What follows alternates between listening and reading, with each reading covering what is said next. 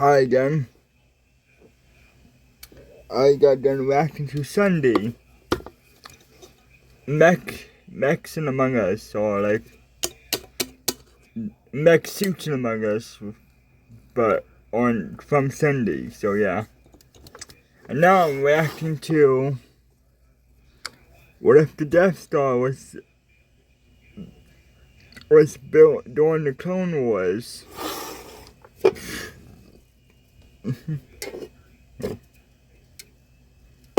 And I had a comment on here. Right here. Look what I said.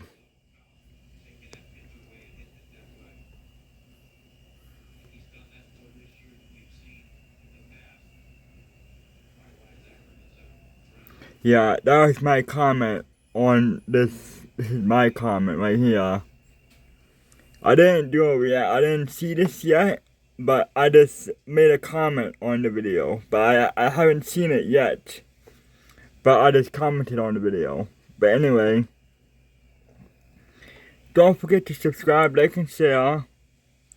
And I'm reacting to what if the Death Star was built during the Clone Wars from the Star Wars Galaxy. So I'll have the Star Wars Galaxy channel in the description. And don't forget to subscribe, like, and share. And let's see what happened if the Death Star was built during the Clone Wars. Again, would he have like one built in the Clone Wars? And then would he make another one at the end of the Clone Wars? Like what would happen? But yeah, let's see. What if the Death Star was built during the Clone Wars? Hope you guys enjoy, and let's get right into it. Our story begins on Geonosis. After the first great battle of the Clone Wars, Dooku and the Separatist leaders have escaped the planet. But one of them, Archduke Poggle the Lesser, remained on Geonosis, deep in the catacombs, and something was just tugging at the back of his mind. He had a bad feeling about all of this. He recalled the great battle in the arena. The Jedi were all about to be captured or slaughtered, and the war would have essentially been over before it could even begin.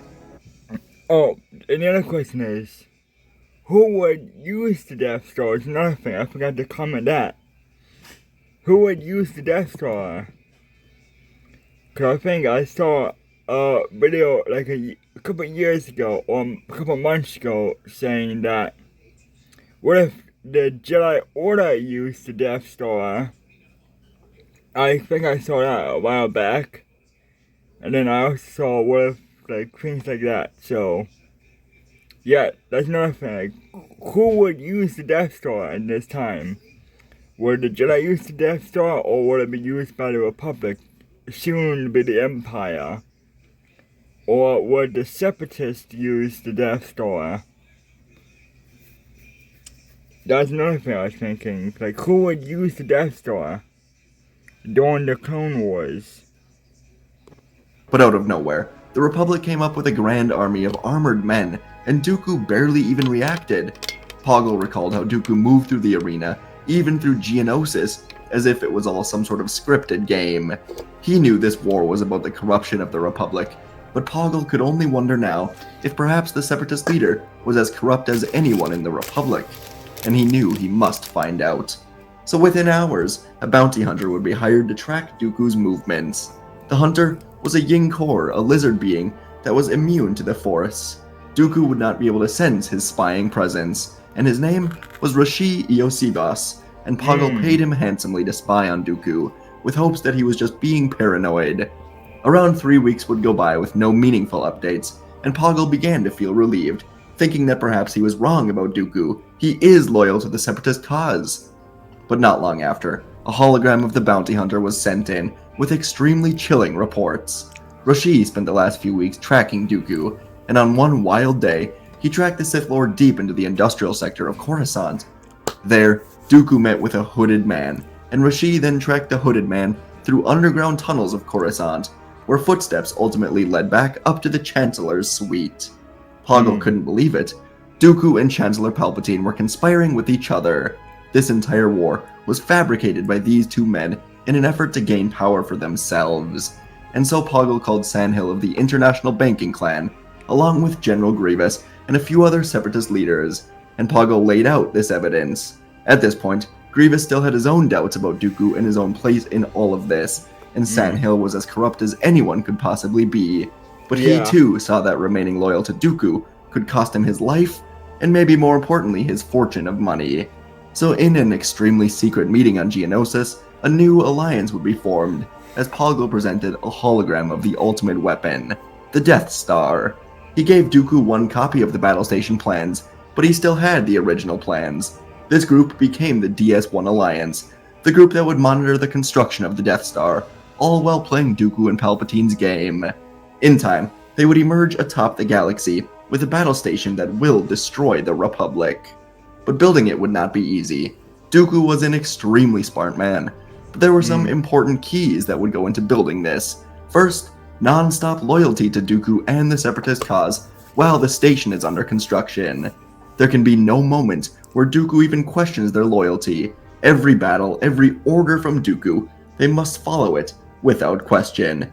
If he senses their disloyalty, everything will be lost. And second, perhaps more importantly, they will need to divert funds to his Death Star project without Dooku finding out. And that is where San Hill would step in. For decades now, Hill of the Banking Clan has known of a secret vault of credits. It once belonged to Darth Plagueis, aka Hago Damask, and he kept billions in a hidden vault on Munilist. It was never able to be used before he mysteriously died. But San Hill promised that no one else, not even Palpatine, knows of these credits. They can be poured into the Death Star without Dooku ever knowing. Imagine if Palpatine knew about his master's credits. Imagine how many Death Stars Palpatine could make with that many credits. And so, over the next couple of months, the war would rage on throughout the galaxy. Clones fought droids in battle after battle, with thousands dying every single hour. Jedi were leading their men into battles that no one truly understood, and Grievous led droids into burning down planets that refused to submit. The war was brutal, but the corners of the galaxy saw the construction of the most brutal weapon of them all. Using the pretense of funding a new line of droid armies, Poggle, Grievous, and Hill began siphoning off billions of credits from their hidden reserves.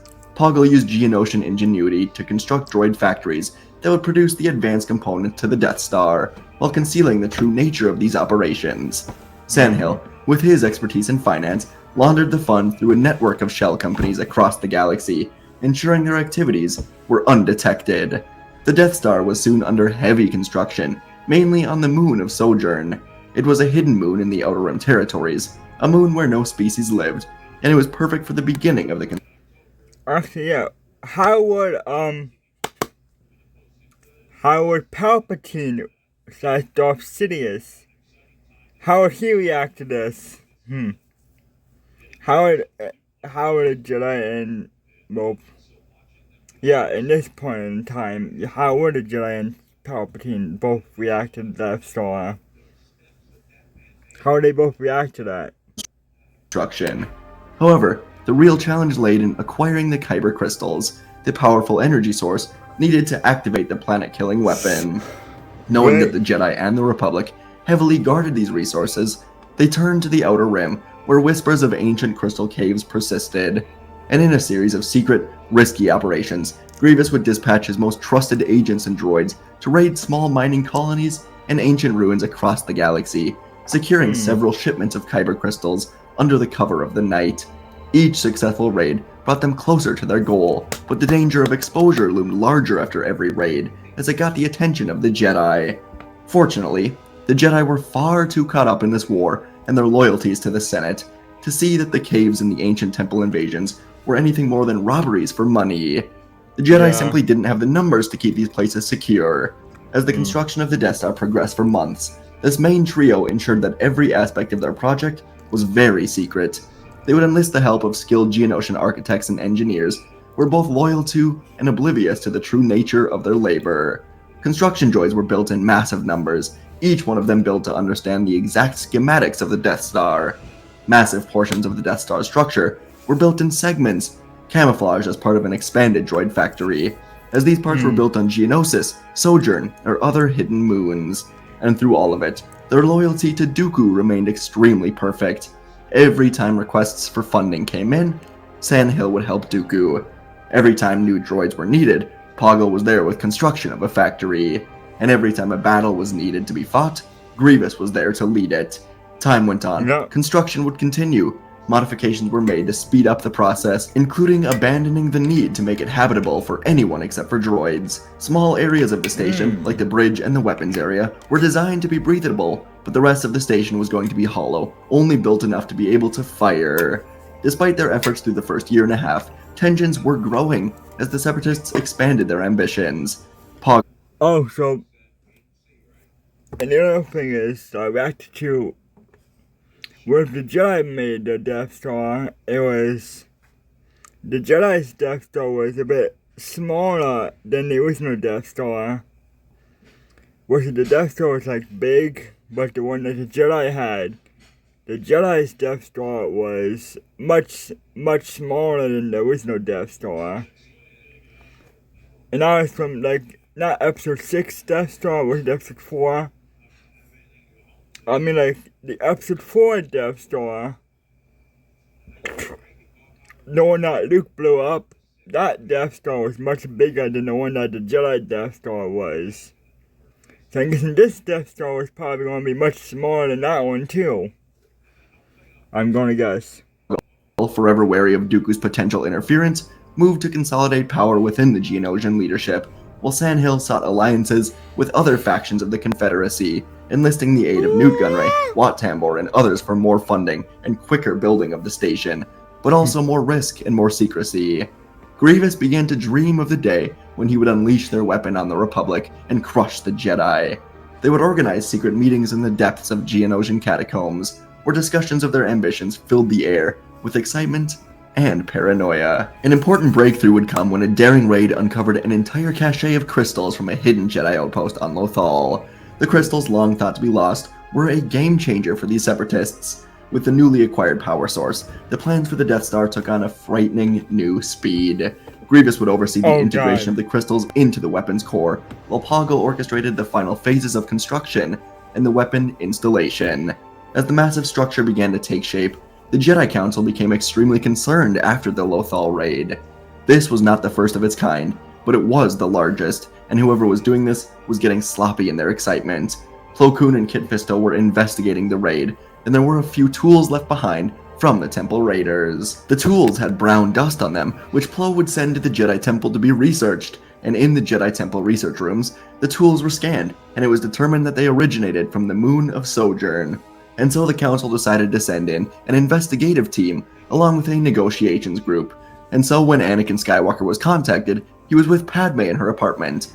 Anakin was told about the mission, and the Council said it was mainly a precautionary investigation, but this could be important.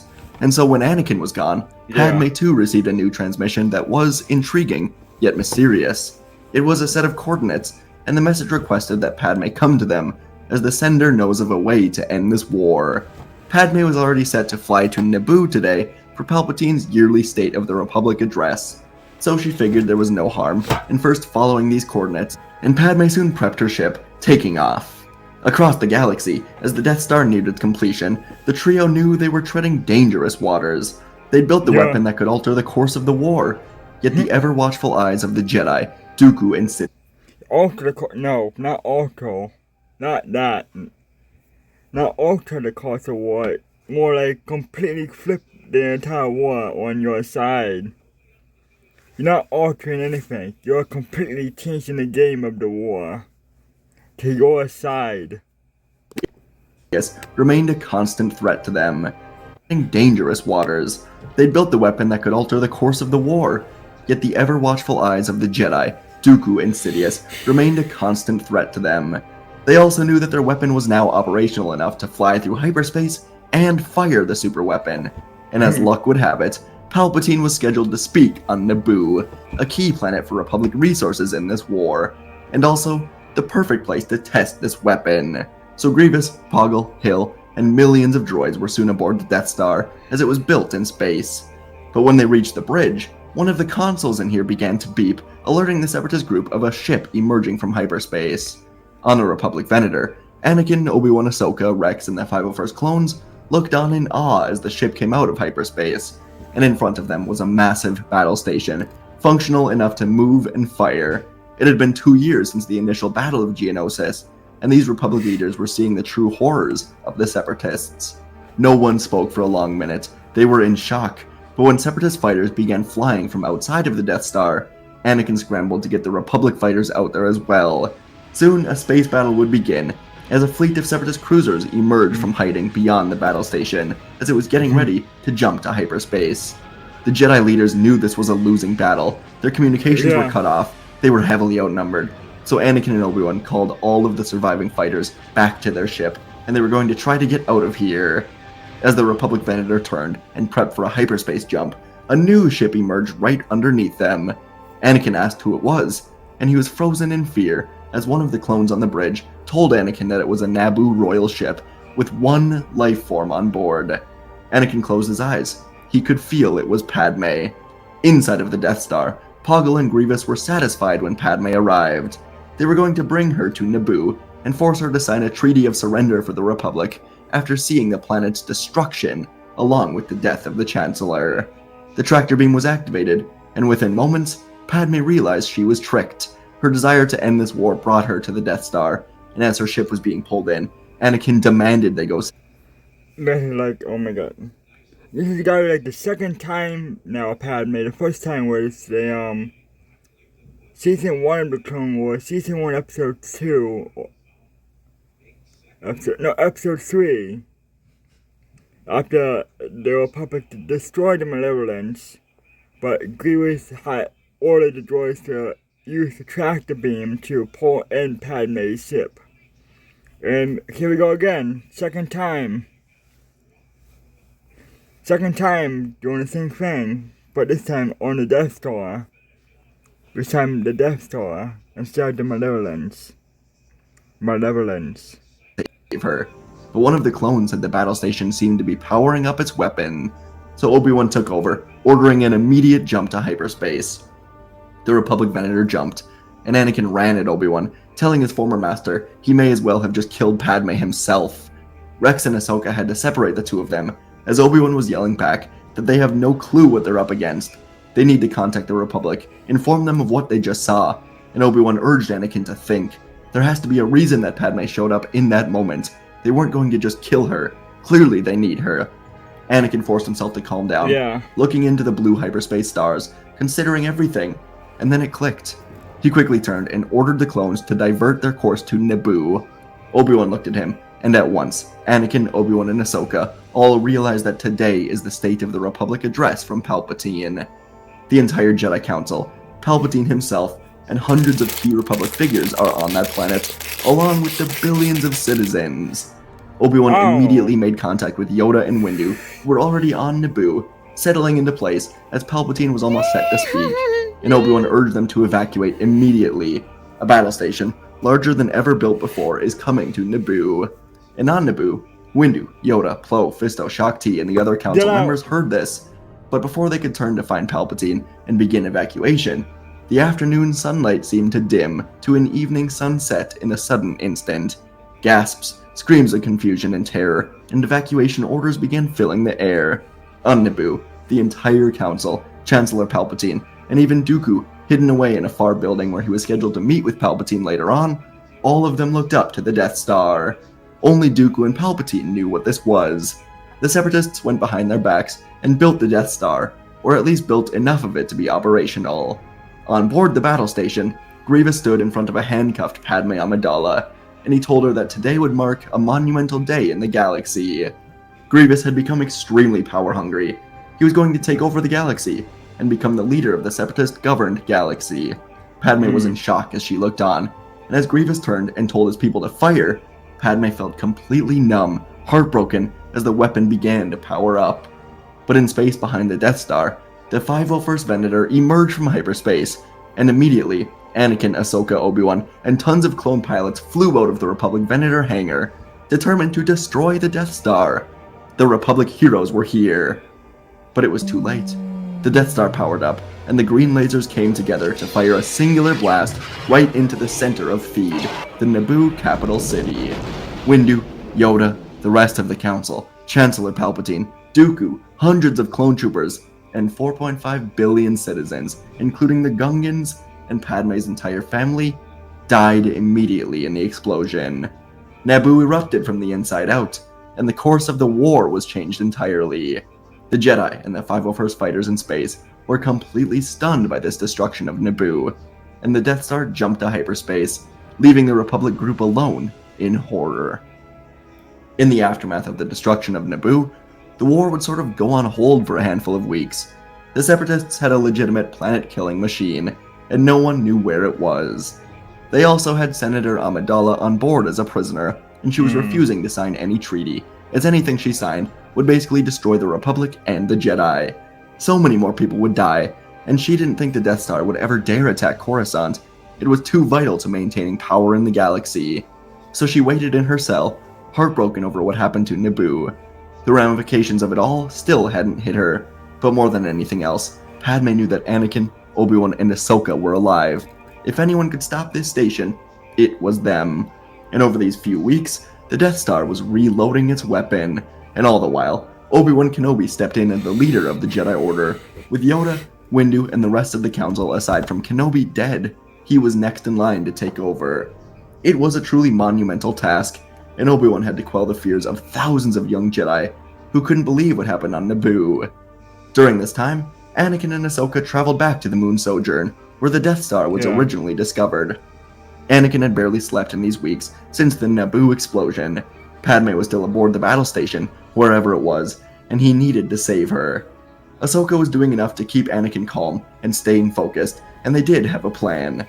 On Sojourn, they discovered a handful of older construction droids, and they had Rex and Cody go steal a Separatist shuttle from Megiddo while that battle was underway. Anakin worked to repurpose these discovered droids into serving him and the Republic, and the stolen Separatist shuttle was prepared for their mission. The Jedi and a couple clones were going to utilize a strategy they used to infiltrate the Citadel about a year ago: carbon freezing. That way, the Death Star would not sense their life forms as they land in the hangar, and the plan would have to go into action sooner than expected, as General Grievous had enough of waiting for Coruscant to completely surrender itself. The Senate, led by Mas Amedda, was refusing to bow down to this terroristic group, with many even saying there's no way the battle station has enough firepower for another blast. But Grievous craved destruction of the galaxy at his hands, so he soon decided to just take over, and he sent the Death Star to Coruscant. He would rule the galaxy without this key planet. And above the gleaming great city planet of Coruscant, the Death Star soon emerged, a menacing sphere of metal that blotted out the sun, the surface a patchwork of freshly constructed armor, casting an ominous shadow over the planet. And beings across the galaxy could only watch, shudder, and pray that they might wake up from this awful nightmare. No. Because they know that what they're watching, live on the HoloNet, is the death of the Republic. Many of these beings break into tears. Many more reach out to comfort their husbands or wives, or trying to tell their children it will be alright. But here's the strange thing about it all. Few of the children need comfort. It is instead the younglings who offer comfort to their elders. As they cross the Republic, the message from the children is the same. Don't worry, it will be alright. Anakin and Obi-Wan will be there any minute. They say this as though these names can conjure miracles, as from the beginning of the war, the phrase Skywalker and Kenobi, Kenobi and Skywalker, has become a single word. They are everywhere, but the adults take no comfort from their younglings. Palpatine is gone. Grievous is gone. No mere beings would even try to stop this thing. But it is the adults who are wrong, and the children who are right, as in space, a Separatist fleet swarmed around the Death Star, prepared to defend their new weapon at all costs. It began to power up, a deep rumble echoing through space. The Republic's defenses scrambled in response, their ships rallying under Anakin Skywalker's command, who led the charge into the heart of battle. He was flying with the best pilots in the galaxy. He and Ahsoka were also side by side through all of this, and Anakin was holding on to hope, as his most trusted allies had infiltrated the Death Star's scanners while frozen in carbonite. Now remember, Skywalker, you destroyed the Lucahor ship years ago, so basically it's like doing that all over again, but instead of a Lucahor, it's the Death Star. So you destroyed that one, you can do it again, Skywalker. In the depths of the Death Star's hangar, Obi-Wan Kenobi, Rex, and Cody remained frozen in carbonite, hidden from the watchful eyes of security droids, as R2 and reprogrammed droids landed their stolen Separatist shuttle. R2 beeped urgently, his circuits sparking with anticipation, as he began the process of thawing them out. The freezing slowly cracked, releasing the trio from their state. As they regained their senses, Obi-Wan donned a spacesuit, and the clones had modified helmets to breathe in here, and they were ready to navigate the Death Star.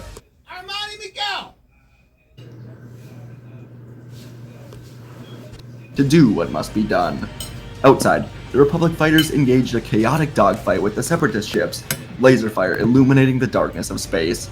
Anakin maneuvered his starfighter with unmatched skill, coordinating strikes against the enemy vessels, while sending out precise commands to his squads. The stakes were absurdly high. If the Death Star fired, the entirety of Coruscant and all of its people would be gone, and Grievous would be free to take over the galaxy. So each Republic pilot fought with fierce determination, knowing their failure would not just be losing this battle, but the entire Republic, the entire galaxy. And Grievous watched from the inside of the Death Star, knowing that at any minute, the Death Star would be ready to fire. The outside resistance was only amusing to him. And inside the Death Star, Obi-Wan navigated through dark corridors, avoiding droid patrols, his heart racing as he recalled the urgency of his mission. He was assigned to find Padme Amidala, who was rumored to be imprisoned within the station's depths. And meanwhile, Rex and Cody moved through maintenance access ways, using their training to silently dispatch any droids. The clang of metal and the whir of the machinery echoed in their ears as they advanced towards the weapons control room, adrenaline pushing them forward. They knew the galaxy was relying on them, and the two of them soon encountered a group of battle droids guarding the weapons room. Without hesitation, they engaged, and the sounds of blaster fire and clashing metal erupted as they fought hard, moving with the precision and speed of true great soldiers. They cut through droid after droid, and Geonosian soon joined the fray, proving to be a strong resistance. With each step forward, their urgency only grew. Rex was hit in the shoulder, but he moved forward, using a droid as a shield, before beating a Geonosian, as Cody got to the door, opening it, and they were inside the weapons area. Outside, Anakin knew it was almost his time to act, as he, Ahsoka, and his squad continued to fight against the Death Star's outer defenses, knowing it would be one vital moment that could change everything. A few Separatist ships fell under their fire, but the real threat loomed ahead. The weapon was nearly ready to fire. Inside, Obi-Wan, having slipped through security, reached a heavily fortified cell where Padme was being held. Obi-Wan cut down the droids in front of him, and Padme ran, hugging Obi-Wan, asking if Anakin was alright. And Obi-Wan smiled, saying he is and they must get out of here. He gave Padme a breathing suit, and together they made their way back through the corridors, retracing Obi-Wan's steps toward the hangar. And in the weapons area, Cody locked down the blast doors, ensuring only him and Rex stayed in here. They had full control over the Death Star's weapon, and they powered up the weapon. It was ready to fire, but when activated, the shields around the weapon would become disabled momentarily. So, Cody and Rex activated it, aiming at Coruscant, giving Anakin his chance. They didn't fire the weapon, of course, only activating it, and the blast doors suddenly had 4 lightsabers plunged into them. Grievous was here to stop them. Outside of the battle station, Anakin saw his moment approach. He ordered a concentrated strike, and as the Death Star began to charge its weapon, he knew it was now or never. So Anakin closed his eyes, trusting the Force, and he launched a single torpedo for the center of the Death Star's weapon. The shields had fallen, and Anakin's torpedo found its mark.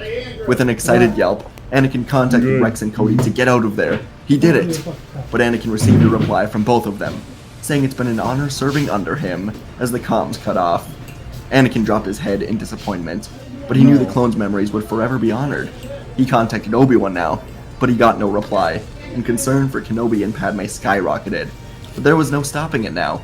The explosion from the imploding weapon ripped through the Death Star, Rex and Cody exchanging a glance filled with understanding, and they fought to keep the console active, ensuring the weapon's core destabilized completely. The explosion became too much, and the Death Star would completely explode above Coruscant, and Anakin watched anxiously as a single ship escaped the hangar. Obi-Wan and Padme made it. The Death Star erupted, and the Republic was saved. In the wake of this victory, the loss would reverberate through the Senate ranks, and they quickly surrendered. Most of them never wanted the Death Star, but they were afraid to go against Grievous, thinking he would use it against them. And the dust would settle on the war as the galaxy took steps towards rebuilding itself. Obi-Wan Yes. would officially become the Grand Master of the Jedi Order, and a new council would begin to be built, with Anakin Skywalker taking on a role, along with Jedi like Baylan Skoll, Kelleran Beck, Ser Junda, Quinlan Vos, and more seats being rotated through. After the loss of Naboo, Padme would become the newly elected Chancellor, promising to restore the Republic to what it once was with the Jedi working with them. It would not be easy, but months of rebuilding would turn into years of peace. The destruction of Naboo would reunite the galaxy, and they would remain safe and secure under the leadership of Chancellor Amidala, Grandmaster Yes. Kenobi, and other Jedi like Anakin and Ahsoka for years to come. Monuments were built to honor Naboo. Statues of Rex and Cody were also built by clones who Yeah. knew they were heroes in saving the galaxy. Their memories would live on in the newly peaceful galaxy. And folks, that is our story for today. One that I really enjoyed. Just putting the Death Star in the Clone Wars. Obviously, a couple challenges with this. You know, it's hard Yeah. to get the Death Star fully erected within 2 to 3 years, which is what the Clone Wars were. But we decided to bend some logic, and I thought, how about Yeah. funding? What if Darth Plagueis had a secret fund? So there's billions of dollars. Because he did. I mean, he was extremely rich, so there's that. Yeah, you gotta bend some logic for this to work, but I had fun. I hope you guys had fun. Of course, mirroring Yeah. Anakin and Luke both destroying the Death Star. Thought that was fun. Give Rex and Cody some spotlight, but also a sacrifice. Gotta do it. Yeah. Padme escapes with Obi-Wan. Ahsoka's in the story as well. Killed off the entire Jedi Council, killed off Palpatine and Duke, destroyed Naboo, 4.5 billion people. Sorry to them. That's tough. But yeah, so blame Grievous, I guess. Anyways, thanks for Yeah. watching. Appreciate you guys, and I'll see you in the next video. Yeah. Blame the general.